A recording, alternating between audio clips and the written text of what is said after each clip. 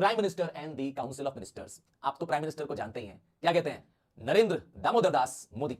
तो prime minister कौन होता है, कैसे बनता है ना, उसके पावर्स क्या होते हैं, ये काउंसिल ऑफ मिनिस्टर कौन सी बला है, इसके अंदर कैबिनेट क्या होता है, डिप्टी मिनिस्टर क्या होता है, मिनिस्टर ऑफ स्टेट क्या होते हैं, यही है chapter prime minister and the council of ministers. Chapter को आप ऐसे कह सकते हैं, द यूनियन एग्जीक्यूटिव। सर ये क्या मतलब हुआ? एग्जीक्यूटिव वो होता है जो लॉज को, गवर्नमेंट की पॉलिसीज को इंप्लीमेंट कराए।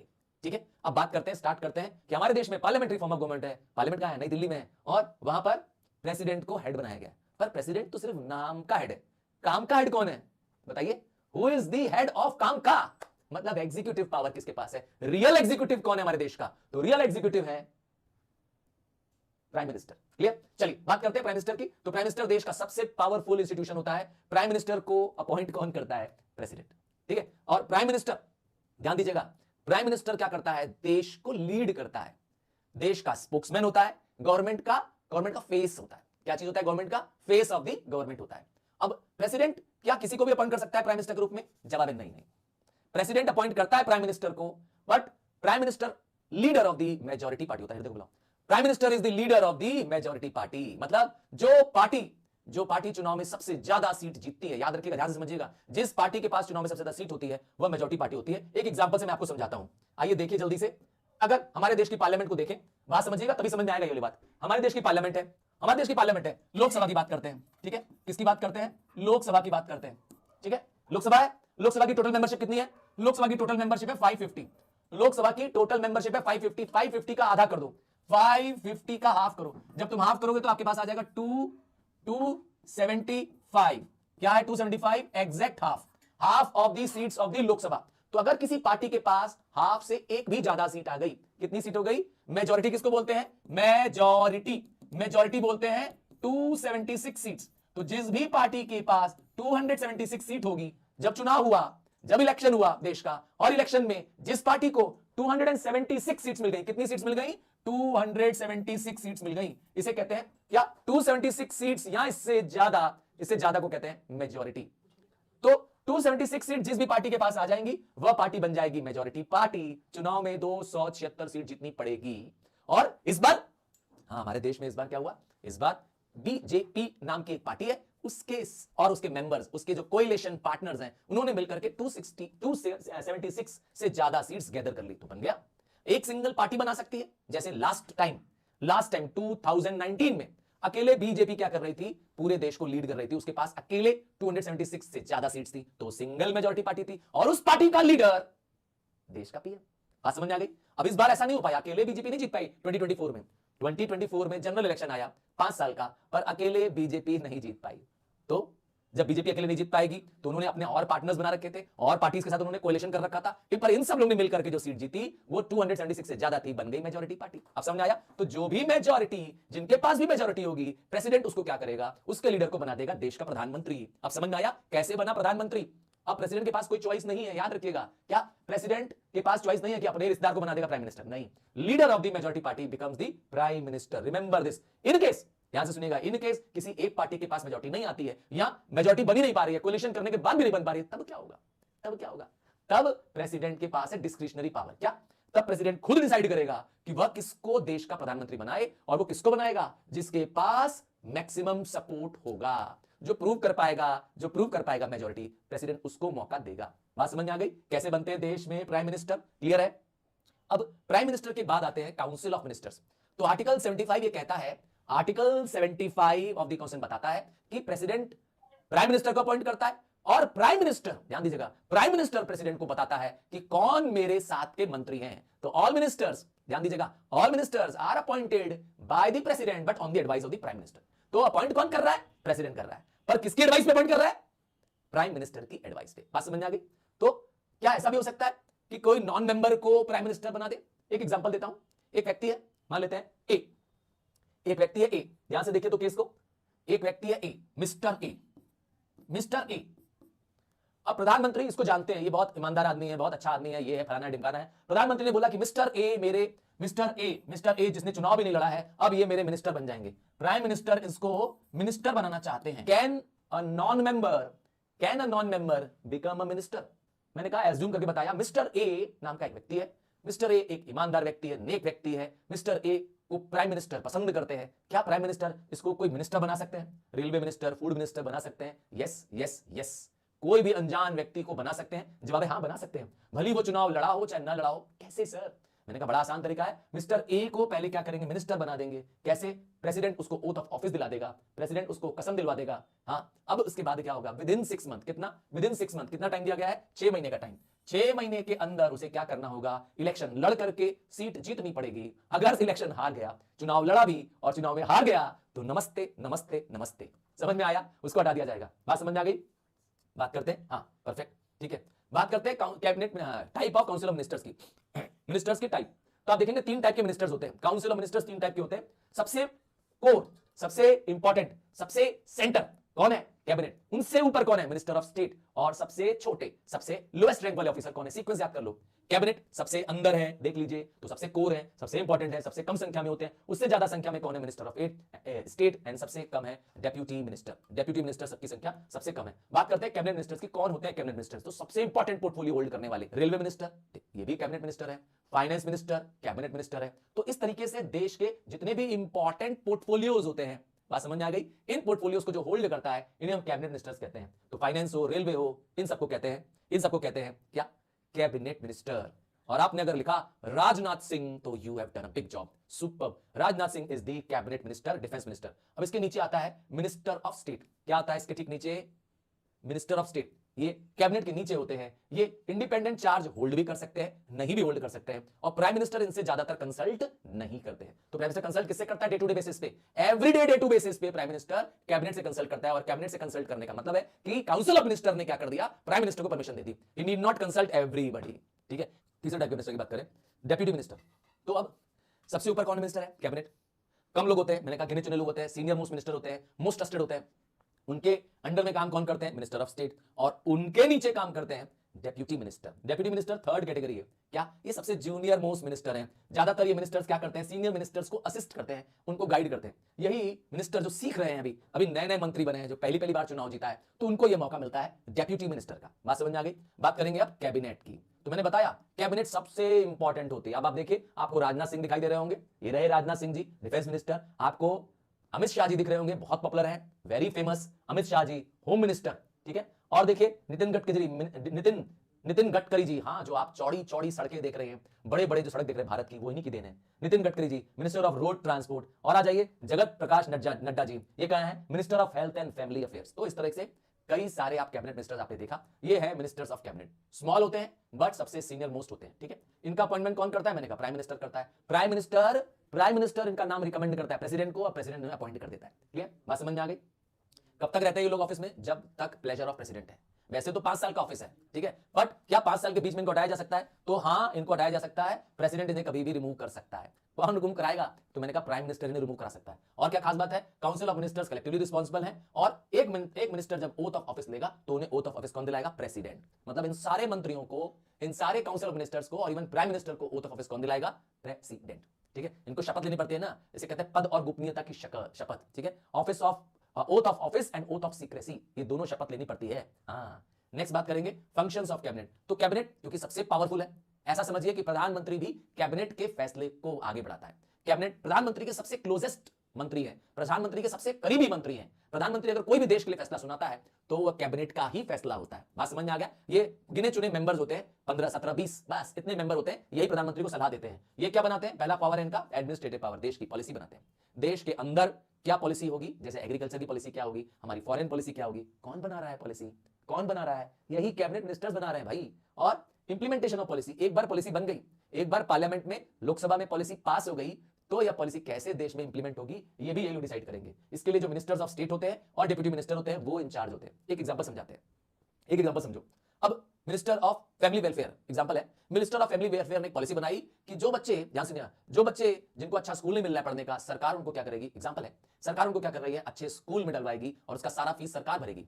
सरकार ने एक ऐसा कानून बनाया, और वैसे कानून सच में है, आपको नहीं पता है? हाँ, आरटीई नाम का एक कानून है, ध्यान से सुनिएगा मेरा बात को। आरटीई, राइट टू एजुकेशन नाम का कानून है 2009 का। इस कानून में यह है कि कोई भी बच्चा जो किसी भी घर में रहता हो, उसके घर में चाहे पैसे हो चाहे ना हो, हाँ, निम्न वर्ग का बच्चा, शेड्यूल कास्ट का बच्चा, डिप्राइव क्लास का बच्चा, किसी भी बच्चे को अगर अच्छे स्कूल में शिक्षा लेनी है, बड़े स्कूल में शिक्षा लेनी है, सो कॉल्ड पब्लिक स्कूल में शिक्षा लेनी है, तो सरकार उसका उस स्कूल में दाखिला करा देती है, एडमिशन कराती है, उसका फीस गवर्नमेंट भरती है, राइट टू एजुकेशन के नाम पर। हाँ, अब ये राइट टू एजुकेशन कानून बन गया कि गरीब बच्चों को बड़े किसी भी स्कूल में एडमिशन करा दिया जाएगा, गवर्नमेंट कराएगी, उसकी फीस भरेगी, तो ये पॉलिसी इंप्लीमेंट कौन करेगा? तो मैंने कहा इस पॉलिसी को इंप्लीमेंट करेंगे मिनिस्टर ऑफ स्टेट और डेप्यूटी मिनिस्टर करेंगे। वो अकेले कर लेंगे? नहीं, उनके नीचे होते हैं सिविल सर्वेंट्स।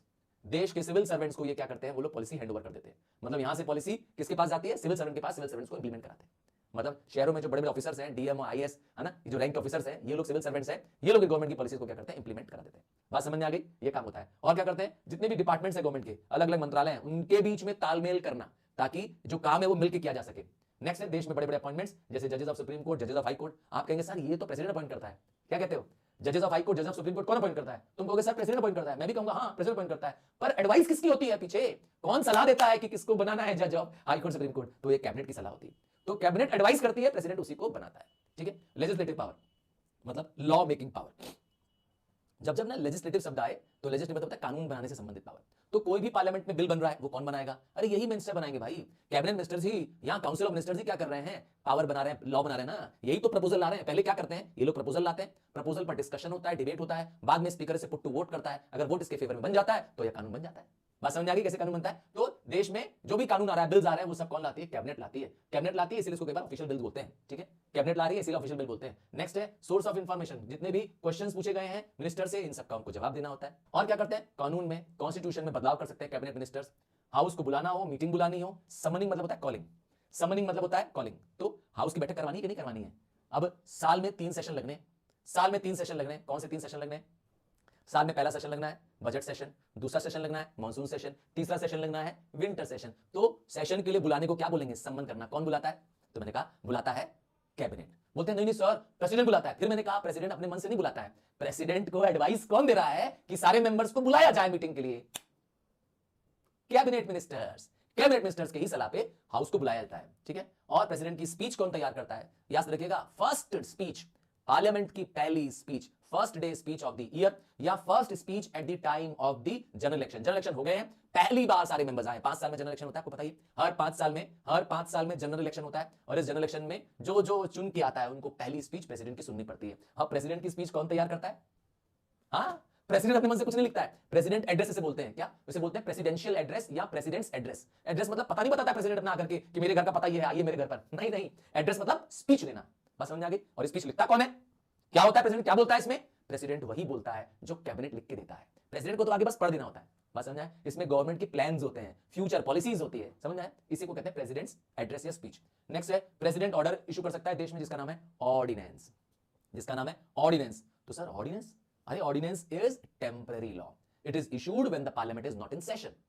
तो प्रेसिडेंट लॉ बना सकता है? हाँ बना सकता है भाई, पर मैंने कहा प्रेसिडेंट लॉ क्यों बना रहा है? तो प्रेसिडेंट एक्चुअली नाम आ रहा है सिर्फ। मैंने कहा था ऑल एग्जीक्यूटिव ऑर्डर्स, देश के सारे ऑर्डर्स प्रेसिडेंट के नाम से इशू होते हैं। एक्चुअली में ये सारे ऑर्डर तो कैबिनेट दे रही होती है, प्राइम मिनिस्टर दे रहा होता है। बात समझ में आ गई? तो सिर्फ प्रेसिडेंट क्या है? मुखौटा है, प्रेसिडेंट का सिर्फ नाम लग रहा है, प्रेसिडेंट की सिर्फ मोहर लग रही है। तो प्रेसिडेंट इशू करता है ऑर्डिनेंस, पर वो ऑर्डिनेंस किसके एडवाइस पे होता है? वो एडवाइस होता है कैबिनेट के। ठीक है, तो आइए बात करते हैं फाइनेंशियल पावर की। देश का बजट, तो मैंने कहा देश का बजट तो फाइनेंस मिनिस्टर बनाता है, पर ये बजट का पावर मैंने कहा किसके पास है? कैबिनेट की। Finance minister is cabinet. चलिए बात करते हैं फाइनेंसेस ऑफ द गवर्नमेंट की। तो कैबिनेट ही डिसाइड करती है गवर्नमेंट के खर्चे। गवर्नमेंट को जो खर्चे कैबिनेट अप्रूव करेगी वही गवर्नमेंट ही खर्चे कर पाएगी। अब वो चाहे रोड, रेलवे, किसी के भी खर्चे हो, कौन डिसाइड करता है? कैबिनेट। देश में जो मनी बिल आता है, money bill, bills related to tax, revenue, money matter is called as money bill. ये भी पार्लियामेंट में इशू करने के लिए कैबिनेट ही परमिशन देती है। ठीक है, क्योंकि मनी मतलब टैक्स। तो देश में अगर कोई भी टैक्स लग रहा है तो बिना कैबिनेट के अप्रूवल के वो नहीं लग सकता। कैबिनेट जब अप्रूव करेगी तो वह पार्लियामेंट में पेश होगा। और मनी बिल 14 दिन तक ही उस हाउस में रुकता है। 14 दिन बाद वह बिल पास मान लिया जाता है। Lok Sabha can initiate the money bill. Money bill Lok Sabha में ही इनिशिएट कर सकता है, स्टार्ट कर सकता है। और एक बार लोकसभा से पास हो गया तो वो जाता है कहां?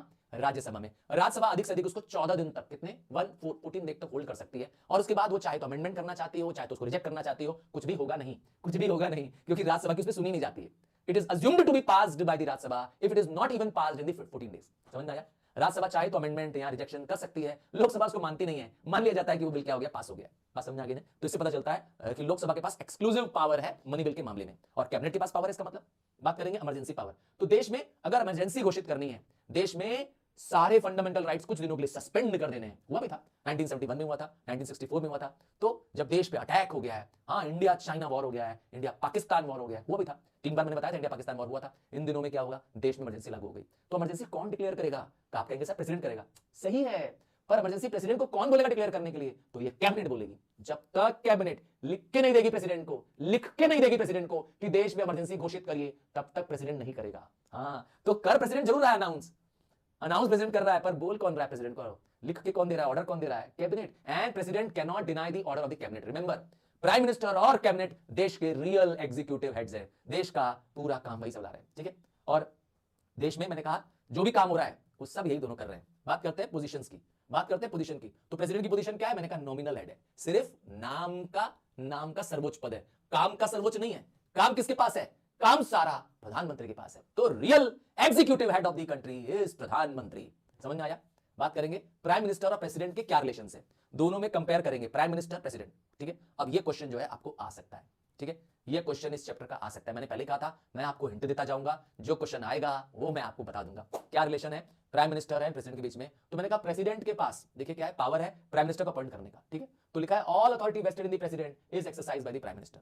तो प्रेसिडेंट के पास जो अथॉरिटीज हैं उसका यूज प्रेसिडेंट करता नहीं है, करता कौन है? प्रधानमंत्री। करता कौन है? प्रधानमंत्री, क्योंकि प्रधानमंत्री is the real executive and president is only the nominal head. सिर्फ नाम का क्या है, सबसे ऊपर पद है, पर काम का पद उसके पास नहीं है। काम का पद तो प्रधानमंत्री के पास है। तो प्रेसिडेंट का एडवाइजर कौन है? देश का प्रधानमंत्री। प्रेसिडेंट को जो एडवाइस देगा वही प्रेसिडेंट करेगा। अब मीटिंग बुलानी है, समन करना है, सेशन को प्रोड्यूस करना है, मतलब सेशन का एंड करना है, सेशन को बंद करना है, ये भी कौन डिसाइड करेगा? सब प्राइम मिनिस्टर डिसाइड करेगा। प्राइम मिनिस्टर डिसाइड करेगा कि मेरे साथ कौन मंत्रालय में रहेगा, मेरे साथ कौन कौन मंत्री बनेगा, मतलब मेरा फाइनेंस मिनिस्टर कौन होगा, मेरा रोड मिनिस्टर कौन होगा, मेरा डिफेंस मिनिस्टर कौन होगा, कौन डिसाइड करेगा? प्रधानमंत्री। He decides and he appoints the members at the cabinet. अपनी कैबिनेट को तैयार करने का पूरा पावर प्रधानमंत्री के पास है, ठीक है। ये सब मैंने कहा प्रधानमंत्री क्या करेगा? इनको शपथ दिलवाएगा। दिलवा कौन रहा है शपथ? मैंने कहा प्रेसिडेंट, पर किसके कहने पे? प्राइम मिनिस्टर के कहने पे। और he advises the president for the appointment of other important post. मैंने कहा था देश की और बड़ी-बड़ी जितनी भी पोस्ट है, देश की जितनी भी बड़ी-बड़ी पोस्ट है, वो सब जैसे जजेस of the supreme court, high court, ये सब कौन अपॉइंट कर रहा है? मैंने कहा प्रेसिडेंट अपॉइंट कर रहा है। पर क्या अपनी मर्जी से कर ले रहा है क्या? नहीं, अपनी मर्जी से नहीं कर रहा है, प्रेसिडेंट अपॉइंट कर रहा है प्राइम मिनिस्टर एंड कैबिनेट के कहने पर, on the advice of the prime minister and the cabinet, ठीक है। बात समझ में आ गई? प्राइम मिनिस्टर लिंक है, देखिए काउंसिल ऑफ मिनिस्टर ने जो डिसीजन लिया, काउंसिल ऑफ मिनिस्टर ने जो फैसला लिया, ये फैसला प्रेसिडेंट तक कौन पहुंचाएगा? तो काउंसिल का फैसला प्रेसिडेंट तक पहुंचाने की जिम्मेदारी किसके पास है? Prime minister. Prime minister in दोनों के बीच के लिंक का काम करता है, समझ में? इन दोनों के बीच का क्या है? टेलीफोन कनेक्शन है, इनका टेलीफोन कनेक्शन है। समझ में आया? बात समझ में आ गई? नेक्स्ट आता है प्राइम मिनिस्टर और कैबिनेट का क्या रिलेशन है। तो प्राइम मिनिस्टर और कैबिनेट का क्या रिलेशन है? इंपॉर्टेंट, मैं अभी क्या बता रहा हूं, आपको इंपॉर्टेंट क्वेश्चन बता रहा हूं, ये क्वेश्चन आपको करना है, मिस मत करिएगा। मैंने पहले ही कहा था आज का सेशन वेरी वेरी इंपॉर्टेंट है। आपको न सिर्फ चैप्टर बताऊंगा, आपको बताऊंगा कि क्या टॉपिक जिसको आपको मिस नहीं करना है, या टॉपिक जहां जहां इंपॉर्टेंट बोलूंगा आप समझ जाइएगा कि इसको आप लिख लीजिए, याद कर लीजिए, ठीक है, क्योंकि इस पे क्वेश्चन बनेंगे। बात कर रहा था कि प्राइम मिनिस्टर और कैबिनेट का क्या रिलेशन है। तो प्राइम मिनिस्टर अपने पूरी कैबिनेट का लीडर है, याद रखिएगा। प्राइम मिनिस्टर रिजाइन कर देगा, ध्यान सुनिएगा, प्राइम मिनिस्टर ने रिजाइन कर दिया तो सारे मिनिस्टर, सारे कैबिनेट मिनिस्टर की रेजिग्नेशन हो गई, खत्म, सारे लोग खल्लास। समझ में आया? इमेजिन करिए डिफेंस मिनिस्टर ने रिजाइन कर दिया, डिफेंस मिनिस्टर के रिजाइन करने से क्या होगा? कोई बात नहीं है, सिर्फ डिफेंस मिनिस्टर ही जाएंगे, नया व्यक्ति कोई और डिफेंस मिनिस्टर बना लिया जाएगा। बात समझना मेरी बात को, ठीक है। तो पावरफुल कौन है? पावर किसके पास है? प्रधानमंत्री के पास है। प्रधानमंत्री ही उनको पोर्टफोलियो एलोकेट करता है और जब चाहता है उनकी पोजीशंस को रीशफल कर सकता है। अब प्रधानमंत्री चाहता है, हाँ हमारे प्रधानमंत्री चाहते हैं कि अब रोड मिनिस्टर, ट्रांसपोर्ट मिनिस्टर क्या हो जाए? डिफेंस मिनिस्टर बन जाए, और डिफेंस मिनिस्टर रोड मिनिस्टर बन जाए, एकदम हो जाएंगे, एकदम हो जाएंगे। उनके पोर्टफोलियोज को शफल करने का पावर प्राइम मिनिस्टर के पास है। प्राइम मिनिस्टर ही मिनिस्टर्स को सेलेक्ट करता है और उनको चल जा तू घर जा और डिसमिस कर सकता है, चाहे तो अपना मंत्री बनाए और चाहे तो उनको नमस्ते करके वापस उनके घर भेज दे। तो अपॉइंट एंड डिसमिस दोनों कौन कर सकता है? Prime minister. अलग अलग पॉलिसीज जो देश की बन रही है उनका ऑर्डर जारी करना कि कौन सी पॉलिसी बनेगी, इन पॉलिसीज पे नजर रखना, ये काम प्राइम मिनिस्टर का है। जैसे फार्मर्स के प्रति देश की क्या नीति होगी, एक्सटर्नल कंट्रीज जैसे पाकिस्तान के साथ, अमेरिका के साथ हमारे कैसे रिश्ते होंगे, इन सब पॉलिसीज को कौन डिटरमाइन करेगा? जवाब है प्रधानमंत्री डिटरमाइन करेगा। समझ में आया? प्राइम मिनिस्टर ही करता है। एंड लास्ट, प्राइम मिनिस्टर का रेजिग्नेशन, सबका resignation, relation between prime minister and cabinet देखा। अब देख रहे हैं प्राइम मिनिस्टर जब पार्लियामेंट के अंदर रहता है तो वो लीडर ऑफ लोकसभा होता है, क्योंकि प्राइम मिनिस्टर खुद कौन है? प्राइम मिनिस्टर एक इलेक्टेड रिप्रेजेंटेटिव है, चुना हुआ प्रतिनिधि है। किसने इलेक्ट किया प्राइम मिनिस्टर को? अरे नहीं सर, मैंने नहीं इलेक्ट किया है, मैं अपनी तरफ दिखा रहा था ये बताने के लिए कि हमारे देश में डायरेक्ट इलेक्शन होता है। किसका? प्राइम मिनिस्टर का। वो कैसे? मैंने कहा प्राइम मिनिस्टर पहले मेंबर ऑफ लोकसभा बनता है, लोकसभा के मेंबर को जो मेजॉरिटी पार्टी होती है उसमें से चुन लिया जाता है। समझे? तो लीडर ऑफ द लोकसभा कौन है? मैंने कहा प्राइम मिनिस्टर। जो भी मेजॉरिटी पार्टी होगी, जिस पार्टी के पास सबसे ज्यादा सीट होगी, मैंने मेजॉरिटी बताया था हाफ से ज्यादा, हाफ से ज्यादा, हाफ से एक ज्यादा भी हो गया तो ज्यादा हो गया, ठीक है, तो उस सीट का लीडर बन जाएगा prime minister. Prime minister government का स्पोक्समैन है। तो इसका मतलब है जब भी न्यूज देखते हैं आप, जब भी न्यूज़पेपर खोलते हैं आप, अरे एक ही आदमी बार बार दिखाई देता है और वो है देश का प्राइम मिनिस्टर। क्योंकि सारी पॉलिसी का अनाउंसमेंट कौन करता है? आप देखिए, कोई भी चैनल खोल के देखिए, न्यूज वाला कोई चैनल खोल के देखिए, जहां देखेंगे वहां प्रधानमंत्री भाषण दे रहे होंगे, कहीं ना कहीं खड़े होंगे किसी नेता के साथ। क्यों? क्योंकि वही है हमारे देश के स्पोक्स पर्सन, गवर्नमेंट को रिप्रेजेंट करते हैं, वही वाचन देते हैं, वही भाषण देते हैं। और अगर गवर्नमेंट ने कोई पॉलिसी बनाई है तो उस पॉलिसी का वो सपोर्ट करते हैं। कोई टैक्स, कोई लॉ बनाया, कोई कानून बनाया, तो प्रधानमंत्री उस कानून का सपोर्ट करते हैं। हाँ, अपने बनाए कानून का, अपने मेंबर से बनाए कानून का प्रधानमंत्री पूरी पुरजोर सपोर्ट करते हैं। ये तो कमजोर पड़ जाएंगे ना। एंड लास्ट क्या करते हैं? किसी भी कंट्रोवर्शियल इशू हो, किसी भी झगड़ा चल रहा हो, किसी भी बहस चल रही हो, जैसे आजकल किसान आंदोलन चल रहा है, तो प्रधानमंत्री खुद आते हैं, इसमें क्या करते हैं? अपनी टिप्पणी देते हैं, अपने अपने पॉइंट्स रखते हैं, ठीक है। अब प्रधानमंत्री देश का लीडर है, तो मैंने कहा देश को रिप्रेजेंट करता है। प्रधानमंत्री अपोजिशन पार्टीज का सपोर्ट लेता है जब देश में वॉर होता है, क्योंकि वो देश का क्या है? लीडर है। और प्रधानमंत्री डिसाइड करता है कि किस देश के साथ कैसे रिलेशन है, किस देश से दोस्ती रखनी है और किस देश से कट्टी करनी है, हाँ, किस देश से एनिमिटी रखनी है और किस देश से फ्रेंडशिप रखनी है। ये सारा डिसीजन किसके हाथ में है? प्राइम मिनिस्टर के हाथ में। याद रखिएगा, हमारे देश में एक एक्सटर्नल अफेयर मिनिस्टर होता है। कौन? External affair minister. ये फॉरेन मिनिस्टर हमारे देश का है, दूसरे देश के साथ हमारे क्या है? टाइज को, फॉरेन रिलेशंस को मेंटेन करते हैं। प्राइम मिनिस्टर क्या करते हैं? प्राइम मिनिस्टर इंटरनेशनल फोरम्स में जाते हैं, हाँ, विश्व के बड़े बड़े मंचों में जाते हैं, जैसे यूनिसेफ का मंच हो गया, हू का मंच हो गया, यूएन हो गया, वहां खुद प्राइम मिनिस्टर जाते हैं। वर्ल्ड बैंक की मीटिंग हो गई, वहां खुद प्राइम मिनिस्टर जाते हैं और भारत को जाकर के रिप्रेजेंट करते हैं, वंदे मातरम, वहां जाकर भारत का झंडा बुलंद करके आते हैं। हाँ, भारत को रिप्रेजेंट करते हैं, इंडिया को रिप्रेजेंट करते हैं। याद रखिएगा, भारत का नाम वहां पे ऊंचा रखने देते हैं, ठीक है, ध्यान दीजिएगा। अच्छा, देश में जो भी कह रहे हैं ना प्राइम मिनिस्टर बनेगा, जो भी देश में प्राइम मिनिस्टर बनेगा वो chairman of the NITI Aayog बन जाएगा। क्या क्या क्या बन जाएगा? Chairman of the NITI Aayog. तो ये सब नीति आयोग क्या होती है? मुझसे पूछ रहे हैं आप, नीति आयोग क्या होती है? मेरा क्वेश्चन है कि जो भी देश का प्रधानमंत्री होगा वो चेयरमैन ऑफ नीति आयोग बन जाएगा। ये नीति क्या होती है? NITI, ये क्या है भाई? फुल फॉर्म बताओ। हाँ, हमारे देश में 5 ईयर प्लान्स बनते थे पहले, 5 ईयर प्लान्स बनते थे। मोदी जी आए और इन्होंने 5 ईयर प्लान्स को बंद कर दिया, उसका नाम चेंज कर दिया NITI। नीति आपको बताना है, तुमको बताना है ये नीति आयोग क्या है। तो जो भी देश का प्रधानमंत्री होगा उसका अपने आप क्या बना जाएगा? उसको नीति आयोग का चेयरमैन बना दिया जाएगा। और हमारे देश की एटॉमिक एनर्जी कमीशन के भी हेड कौन होंगे? देश के प्रधानमंत्री होंगे। ये दोनों बड़ा ऊंचा पद है, ये सिर्फ देश के प्रधानमंत्री के पास है और किसी के पास नहीं है। याद रखिएगा, हमारे देश में नीति आयोग देश के लिए long term and medium term plans बनाता है, जो डिसाइड करता है देश के लॉन्ग टर्म गोल्स क्या होंगे, क्या क्या इंफ्रास्ट्रक्चर डेवलपमेंट होगा, क्या क्या एरिया में इंडिया क्या करेगी, गोल्स बनाएगी अपने। हाँ, ये कौन बनाता है? नीति आयोग बनाता है। मीडियम टर्म से लॉन्ग टर्म गोल मतलब आने वाले 5 साल 10 साल आगे हम भविष्य के लिए क्या करते हैं? अपनी तैयारी करते हैं। इसका हेड कौन है? प्रधानमंत्री। याद रखिएगा। आइए, क्या अनलिमिटेड पावर इनके पास? क्या प्राइम मिनिस्टर के पास? जवाब है नहीं नहीं। प्रधानमंत्री को भी लोग धो डालते हैं, हाँ, मीडिया धो डालती है। जब देखिए तब प्रधानमंत्री की बुराई लिख सकती है और लोग झंडेबाज, है ना, नारा लगा सकते हैं, उनके खिलाफ बोल सकते हैं, उनके एक्शंस के खिलाफ। तो प्राइम मिनिस्टर भले लीडर मेजॉरिटी पार्टी है, वो तब तक मेजॉरिटी पार्टी में बना रहेगा जब तक उसके पास सपोर्ट ऑफ मेजॉरिटी है। मतलब जिस दिन मेजॉरिटी से लोग हट गए और क्या होगा? उस दिन उसकी छुट्टी हो जाएगी। मतलब अगर लोगों ने सपोर्ट करना छोड़ दिया प्रधानमंत्री को तो छुट्टी, नमस्ते नमस्ते। हाँ, कोलिशन जब गवर्नमेंट बनती है, जब कुछ पार्टीज मिलकर के सरकार चलाती है, उसे कहते हैं कोलिशन गवर्नमेंट। जब किसी एक पार्टी के पास मेजॉरिटी नहीं आ पाता है तो कई सारी पार्टीज मिलकर के सरकार चलाती हैं, जैसे आजकल है, जैसे एनडीए आजकल है। NDA is national defence academy, नहीं, एनडीए नेशनल डेमोक्रेटिक अलायंस, ठीक है। ये वो पार्टी है, वो ग्रुप है जिसमें प्रधानमंत्री क्या है? बीजेपी क्या है? इसकी पार्टी है, इसमें और भी मेंबर्स हैं इसमें। तो ये लोग क्या करते हैं? ये लोग मिलकर के अपना प्रधानमंत्री चुनते हैं, ठीक है। अपोजिशन पार्टी क्या करती रहती है? प्रधानमंत्री को क्रिटिसाइज करती है। एक टॉपिक आता है, वेरी इंपॉर्टेंट टॉपिक आ रहा है, इंपॉर्टेंट टॉपिक आ रहा है, कलेक्टिव रिस्पांसिबिलिटी। शॉर्ट नोट के लिए आ रहा है सर, कलेक्टिव रिस्पांसिबिलिटी। मैंने क्या कहा था? मैं बीच बीच में इंपॉर्टेंट बताता रहूंगा। अगर साथ दे रहे हो तो तुम्हारा पेपर तुम्हारी मुट्ठी में आ जाएगा, अगर पूरा सुनोगे तो सारा पेपर यहीं हो जाएगा क्लियर, ठीक है। और कलेक्टिव रिस्पांसिबिलिटी क्या है? Article 75 clause 3 article 75 clause 3 of constitution कहता है कि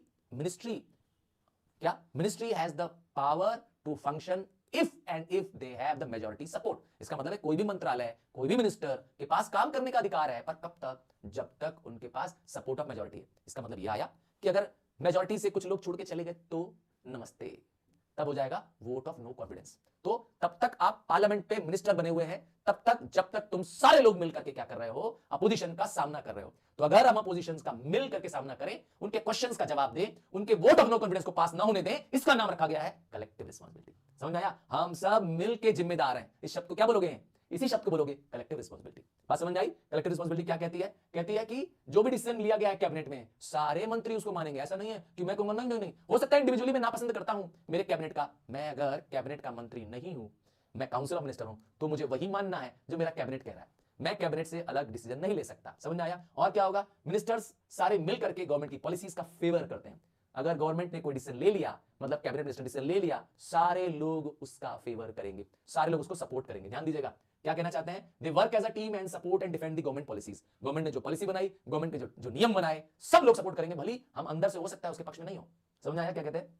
अब आता है a vote of no confidence. इसका मतलब तो मैंने पहले बताया है कि अगर vote of no confidence pass हो गया किसी एक मिनिस्टर के खिलाफ भी, पूरी मिनिस्ट्री के खिलाफ नहीं, किसी एक मिनिस्टर के खिलाफ, वो मिनिस्टर नहीं जाएगा, पूरे मिनिस्टर्स सब रिजाइन कर जाएंगे। इसीलिए वोट ऑफ नो कॉन्फिडेंस पास नहीं होने देते लोग। तो ये सब जिम्मेदारी किसकी है? कलेक्टिव जिम्मेदारी है हम सबकी। हाँ, सारे काउंसिल मिनिस्टर्स की जिम्मेदारी है कि वोट ऑफ नो कॉन्फिडेंस पास ना होने देना, क्योंकि मेजॉरिटी उनके पास है। समझ आया? एक और रिस्पांसिबिलिटी होती है जिसको कहते हैं इंडिविजुअल रिस्पांसिबिलिटी। शॉर्ट नोट का क्वेश्चन बन सकता है, कलेक्टिव रिस्पांसिबिलिटी और इंडिविजुअल रिस्पांसिबिलिटी। जैसे एक minister of road and transport है, कौन है? नितिन जयराम रमेश जी, नाम सुना है आपने? हाँ, ये हमारे देश के क्या है? मिनिस्टर ऑफ रोड ट्रांसपोर्ट है। तो रोड खराब बन रहे हैं, रोड पे बहुत टोल टैक्स लगाया जा रहा है, और या कोई समस्या आ रही है, कोई भी समस्या आ रही है, तो क्या किया जाएगा? जी नितिन जी बताइए, क्यों रोड खराब बन रही है, पुल क्यों टूट रहे हैं, आप क्या कर रहे हैं? कौन पूछेगा? अपोजिशन वाले। और उसको खुद क्या करना पड़ेगा? उसका जवाब देना पड़ेगा। तो इसका मतलब है जो मिनिस्टर जो पोर्टफोलियो होल्ड करते हैं, जिस पद को वो होल्ड करते हैं, उससे जुड़े सारे मैटर्स के लिए वो इंडिविजुअली रिस्पांसिबल है। हर मिनिस्टर को आंसर देना पड़ेगा पार्लियामेंट में, किस बारे में? अपने मंत्रालय के बारे में, अपने कंट्रोल के डिपार्टमेंट के बारे में, कि उस डिपार्टमेंट में क्या हो रहा है। अब रेलवे का एक्सीडेंट बहुत हो रहा है, आए दिन रेलवे क्या हो जा रही है? एक्सीडेंट कर जा रही है, बहुत लोग मर जा रहे हैं। तो अब रेलवे मिनिस्टर से पूछा जाएगा, रेलवे मिनिस्टर पूछा क्यों भैया क्या कर रहे हो, रेलवे की सुरक्षा का क्या किया तुमने, इतने लोग मर गए, क्या किया आपने, बताइए। अब रेलवे मिनिस्टर को तो जबरदस्त क्या करेंगे, जबरदस्त झटके लगेंगे, और उनको जवाब देना पड़ेगा कि उन्होंने क्या किया, क्या क्या कमी रह गई, पार्लियामेंट में आंसर देना पड़ेगा। तो इसका मतलब है it is compulsory for the minister to answer the questions asked by the MPs. किसके बारे में? According to their own department. तो रेलवे का जवाब कौन देगा? प्रधानमंत्री दोनों देंगे? रेलवे वाला मंत्री देगा भाई। तो जो भी जिस भी मिनिस्ट्री को होल्ड कर रहा है उसके लिए वो इंडिविजुअली जिम्मेदार है।